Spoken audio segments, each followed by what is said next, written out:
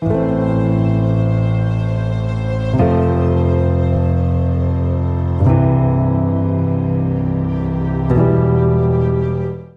नाम है बहन आपका? मेरा नाम सिंदर कौर है। सिंदर कौर, कहाँ से आए आप? ਅਸੀਂ करनाल तो आए हैं। और आप किसकी गवाही दे रहे हो? अपनी बेटी हाँ की? जी, मैं अपनी बेटी की गवाही देन क्या दी नाम है। आपकी बेटी का? नवनीत कौर। कितनी उम्र आपकी बेटी की? 20 साल।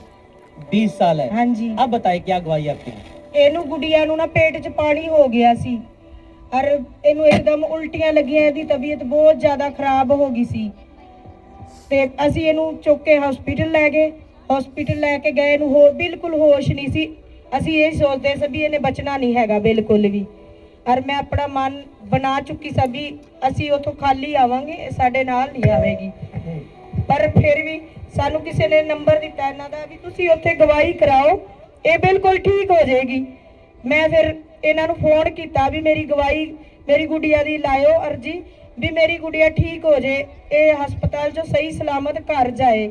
ਫਿਰ ਇਹਨਾਂ ਨੇ ਇਹਦੀ ਪ੍ਰਯਾ ਕੀਤੀ ਤੇ ਫਿਰ ਅਸੀਂ ਇਹ ਵੇਖਿਆ आपने अपने टेस्ट में लिखवाया बहन कि आप अपनी बेटी की टेस्ट में दे रहे हो कि इसको उल्टियां लगी अचानक से? ਹਾਂਜੀ, ਇਹਨੂੰ ਸ਼ੁਰੂਆਤ ਤੋਂ ਉਲਟੀਆਂ ਹੀ ਚਾਲੂ ਹੋਈਆਂ और ਸਨ। कितने दिन उल्टियां लगी थी बहन ਇਹਨੂੰ इसको? 2 ਦਿਨ ਉਲਟੀਆਂ ਲੱਗੀਆਂ ਸੀ। ओके। ਉਲਟੀਆਂ ਦੇ और ਨਾਲ जब उल्टियां इसको लगी, ये बेहोश हो गए, ਹਾਂਜੀ आप इसको हॉस्पिटल में लेके गए। ਹਾਂਜੀ हॉस्पिटल में कितने दिन ये बेहोश रहे थे? ਇਹ 3 ਦਿਨ ਬੇਹੋਸ਼ ਰਹੀ ਸੀ 3 दिन तक इसको होश नहीं आई थी। ਨਾ, ਬਿਲकुल नहीं होश आई सी ਇਹਨੂੰ। और डॉक्टर क्या कहते हैं जब इसको ये बेहोश थे, बार बार इसको उल्टे भी लगी थी?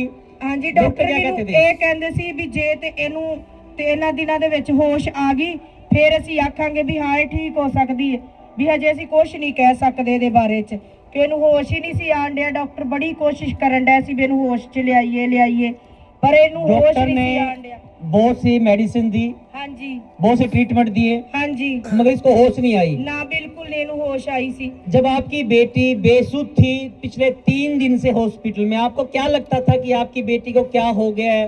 ਮੈਨੂੰ ਇਹੀ ਲੱਗਦਾ ਸੀ ਪਤਾ ਨਹੀਂ ਇਹਨੇ ਬਚਣਾ ਹੈ ਕਿ ਨਹੀਂ ਬਚਣਾ। आपको लगता था कि मेरी बेटी बचेगी या नहीं बचेगी? ਹਾਂਜੀ, ਮੈਨੂੰ ਬਿਲकुल और मैं आप तो आपने लिखा है कि आपने उम्मीद ही छोड़ दी थी कि ਮੈਂ ਛੱਡਤੀ ਸੀ ਉਮੀਦ। ਮੈਂ ਇਹੀ ਸੋਚਦੀ ਸੀ ਵੀ ਅਸੀਂ ਘਰ ਜਾਵਾਂਗੇ ਤੇ ਖਾਲੀ ਹੋਈ ਜਾਵਾਂਗੇ, ਇਹ ਨਹੀਂ ਬਚਦੀ ਸਾਡੀ। आपको लगता था कि मैं ਹਾਂਜੀ खाली हाथ जब अपने बेटी के बिना जाएंगे, ਹਾਂਜੀ मेरी बेटी तो मरी जाएगी, आपको लगता था? ਹਾਂਜੀ, ਮੈਨੂੰ ਇਹੀ ਲੱਗਦਾ ਸੀ। ओके।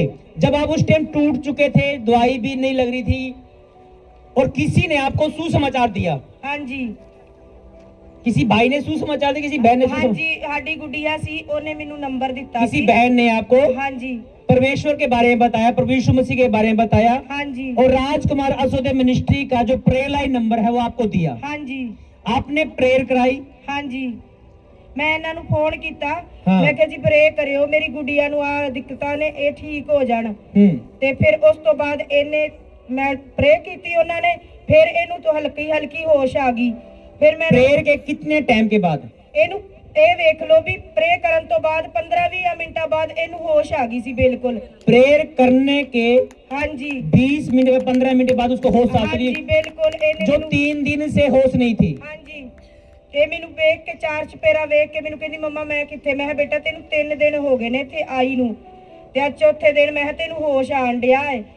ਸ਼ਾਮ ਨੂੰ ਇਹਨੂੰ ਹੋਸ਼ ਆਈ ਸੀ ਤੇ ਇਹ ਵੇਖ ਲਓ ਵੀ 20 ਮਿੰਟ, ਸਿਰਫ 20 ਮਿੰਟ ਹੀ ਮੈਂ ਮੰਨਦੀ ਆ, 20 ਮਿੰਟਾਂ ਬਾਅਦ ਇਹਨੂੰ ਬਿਲकुल ਹੋਸ਼ ਆ ਗਈ ਸੀਗੀ। और जब पेट में बहुत ज्यादा पानी हो चुका था, बेहोश थे, डॉक्टर क्या कहते थे कि पानी को कैसे निकालना पड़ेगा? आपने लिखा कि ऑपरेशन करना पड़ेगा, करके पानी कड्डांगे ਤੇ ਮੈਂ ऑपरेशन करके ਹਾਂਜੀ, पानी को निकाल, डॉक्टर ऐसा बोल रहे थे। ਹਾਂਜੀ ओके, फिर क्या ऑपरेशन हुआ? ਨਾ ਜੀ, ਬਿਲकुल ਨਹੀਂ ਹੋਇਆ। ਇਹਦੀ ਪ੍ਰੇ ਕੀਤੀ, ਉਹਨਾਂ ਨੇ ਕਿਹਾ ਕੋਈ ਗੱਲ ਨਹੀਂ, ਇਹਦਾ ਪਾਣੀ ਬਿਲकुल ਖਤਮ ਹੋ ਜਾਏਗਾ। ਉਸ ਤੋਂ ਬਾਅਦ ਲਾ ਲਓ ਅਸੀਂ 9 ਦਿਨ ਰਹੇ, ਉਹਨਾਂ ਨੇ ਸਾਰੇ ਟੈਸਟ ਕੀਤੇ ਇਹਦੇ, ਪਰ ਇਹਦਾ ਪਾਣੀ ਬਿਲकुल ਸਹੀ ਹੋ ਗਿਆ ਸੀਗਾ। ਇਹਦਾ ਪੇਟ ਫੁੱਲਦਾ ਸੀ, ਉਹ ਵੀ ਸਹੀ ਹੋ ਗਿਆ। ਹੁਣ ਇਹਨੂੰ ਕੋਈ ਇਹੋ ਜਿਹੀ ਦਿੱਕਤ ਕੋਈ ਨਹੀਂ ਗੀ, ਬਸ ਬਿਲकुल ਇਹ ਠੀਕ ਹੈ। ये कब होना शुरू हुआ बहन? ਇਹਨੂੰ ਪ੍ਰੇ ਕਰਾਉਣ ਤੋਂ ਬਾਅਦ ਉਸ ਤੋਂ ਬਾਅਦ ਇਹ ਬਿਲकुल अपने हाथों को उठाए और कलीसिया बोले thank you Jesus, thank you Jesus, thank you Jesus, thank you thank you Jesus, Jesus. Thank you अगर जीसस। आपने गुहाई को बड़ी ध्यान से सुना है, ये 20 साल की बेटी जो साथ में खड़ी है, उल्टियां लगना एक नॉर्मल बात है, किसी को भी लग सकती है मौसम के कारण, खाए पिए के कारण, मगर क्या हुए? बेहोश हो गए। बेहोश होने के बाद हॉस्पिटल में लेके जाया गया। हॉस्पिटल वाले ने चेकअप किए, और कहते हैं कि अगर 3 दिन में इसको होश आ गया ठीक है, अदरवाइज ये मर जाएगी और ऑपरेशन के द्वारा इस पानी को निकाला जाएगा। मगर हुआ क्या, ये बहन कहते हैं कि मेरा भी विश्वास टूट चुका था कि मैं शायद अपनी बेटी के बिना अपने घर पे जाऊंगी। मैं रो रही थी। जब ये रो रही थी, किसी बहन ने इसके आंसुओं की ओर देखा और तरस से भर गई और प्रभु यीशु मसीह के बारे में बताया। अब सुनना बड़ी ध्यान से, जो पिछले 3 दिन से कुछ नहीं हो रहा था, सोधी नहीं आई थी, बेहोश थी, उल्टियां भी नहीं रुक रही थी, वो पानी से पेट फूल रहा था, ऐसा क्या हुआ कि एक फोन आता है, फोन पे प्रेयर होती है, 15 मिनट के बाद होश आती है, वो जो पेट फूला हुआ था वो अंदर जाना शुरू हो जाता है, उल्टियां रुकनी बंद हो जाती है और 9 दिन के बाद वो बेटी जो एक मरी हुई की समान थी, जो बेसुध थी, वो जीवित चल के अपने पैरों से घर पे जाती है। हुआ क्या, प्रभु यीशु मसीह सीन में आ गए। पहले बिना प्रभु यीशु मसीह के जोर लगाया जा रहा था, डॉक्टरों के दवाइयां खिलाई जा रही थी, बहुत से काम किए जा रहे, मगर कुछ नहीं हुआ। जब प्रेयर हुई है, प्रभु यीशु मसीह का वचन दिया गया, यीशु सीन में आते हैं और वो जो नजीर की तरह थी, एक मृत्यु की तरह थी, वो बेटी आज तुम्हारे बीच में खड़े होकर परमेश्वर की महिमा दे रही है। ऊंची आवाज में बोले, thank you Jesus, thank you Jesus, thank you Jesus, thank you Jesus, thank you Jesus,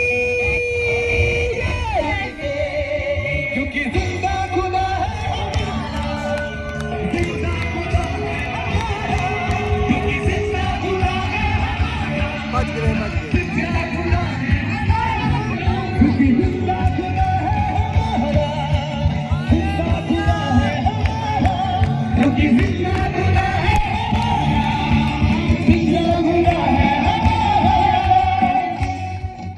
अब क्या कहना चाहते हो बहन आप?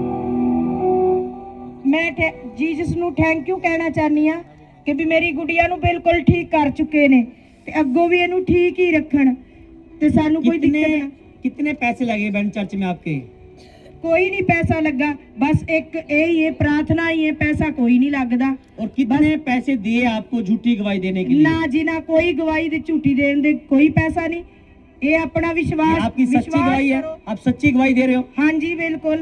मेरी गुड़िया ताड़े कोल ही खलोती है, वेखो इनु जे को इनु खुद भी। मैं क्यों बोल रहा हूँ कि बहुत से सुनते हैं, हम हर रोज सुनते हैं कि झूठी गवाही दी जाती है। ये जीवित है, तुम्हारे सामने है। हाँ बेटी, माइक लगाओ बेटी के सामने। क्या नाम बेटी आपका? नवनीत कौर। कितनी उम्र है आपकी? 20 साल उम्र है मेरी। और जब आप बेसुध थे, आपको कुछ नहीं पता था? ना मुझे कुछ भी पता नहीं था। आप कहाँ थे, कौन से हॉस्पिटल, कुछ नहीं मालूम आपको? ना, मैं तो अपने घर पे शाम को सोई थी, सुबह मैंने सोचा भी अभी मेरे लिए तो सुबह हुई है। आप सोए थे घर पे, जब अभी आपकी आंख खुली तब और आप हॉस्पिटल पाए गए।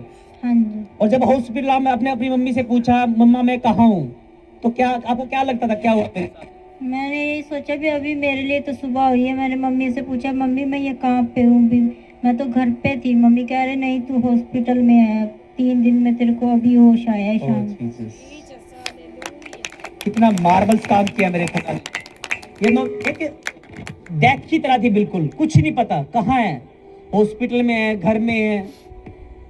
ਇੰਨੀ ਬੁਰੀ ਹਾਲਤ ਸੀ, ਇਹਦੇ ਸੂਈਆਂ ਏਡੇ ਏਡੇ ਵੱਡੀਆਂ, ਸਰਿੰਜਾਂ ਸਾਰੇ ਇੱਥੇ ਵੀ ਸਭ ਤੇ ਮਾਰ ਕੇ ਵੇਂਦੇ ਸਨ। ਅਰੇ ਇਹਨੂੰ ਕੋਈ ਪਤਾ ਨਹੀਂ। ਮੈਂ ਖੁਦ ਵੇਖ ਕੇ ਰੋਣੀ ਸਾਬੀ, ਮੇਰੀ ਬੇਟੀ ਨੂੰ ਇੰਨੀ ਪਰੇਸ਼ਾਨੀ ਆਉਣ ਡਈ, ਮੈਂ ਬੜੀ ਪਰੇਸ਼ਾਨ ਹੋ ਗਈ ਸਰ। ਇਹ ਸੁੱਜ ਗਈ ਸੀ ਬਿਲਕੁਲ, ਸੂਏ ਮਾਰ ਕੇ ਏਡੇ ਏਡੇ ਵੱਡੀਆਂ ਸਰਿੰਜਾਂ ਭਰਦੇ ਸੀ ਖੂਨ ਦੀਆਂ। ਮੈਂ ਹੈਨੀ ਆ ਤੇ ਮੇਰੀ ਧੀ ਦੇ ਵਿੱਚ ਨਹੀਂ ਹੈਗਾ ਜਿੰਨੀਆਂ ਕੱਢਣ ਡੈ ਨੇ। ਮੇਰੇ ਬਿਲਕੁਲ ਇੰਜ ਸੁੱਜ ਗਈ ਸੀ। ਮੈਂ ਮੰਨਦੀ ਸਾਂ ਵੀ ਇਹਦੀ ਸੋਚ ਕਿ ਇਹਦੀ ਲੱਤ ਵੀ ਨਹੀਂ ਚੁੱਕ ਕੇ ਇੱਧਰ ਉੱਧਰ ਕਰ ਸਕਦੀ। ਫਿਰ ਮੈਂ ਇਹਨਾਂ ਨੂੰ ਪ੍ਰੇ ਕਰਵਾਈ। ਮੈਂ ਕਿਹਾ ਮੇਰੀ ਗੁੱਡੀਆਂ ਨੂੰ ਬਹੁਤ ਜ਼ਿਆਦੀ ਸੋਜ ਹੋ ਗਈ ਏ। ਫਿਰ ਇਹਨਾਂ ਨੇ ਉੱਥੇ ਬੈਠੇ ਹੀ ਮੈਨੂੰ ਕਿਹਾ ਤੁਸੀਂ ਤੇਲ ਲਿਓ, ਤੇਲ ਪ੍ਰੇ ਕੀਤੀ, ਤੇਲ ਪੜ ਕੇ ਦਿੱਤਾ, ਉਹ ਮੈਂ ਇਹਦੇ ਤੇਲ ਲਾਂਦੀ ਰਹੀ। ਇਹ ਬਿਲकुल ਇਹਦੀ ਸੋਜ ਦਾ ਪਤਾ ਹੀ ਨਹੀਂ ਲੱਗਾ ਗਈ किथे वे दी। और आप उससे पहले कभी चर्च में नहीं आए थे? ना जी, मैं पहले कभी नहीं गई, पहली बार ही इत्थे ही आन लगी हां मैं। जोर से थैंक्स करें, खड़े होके खड़े होकर तारीफ बनती है परमेश्वर के लिए। ये कहते हैं कि हालेलुया।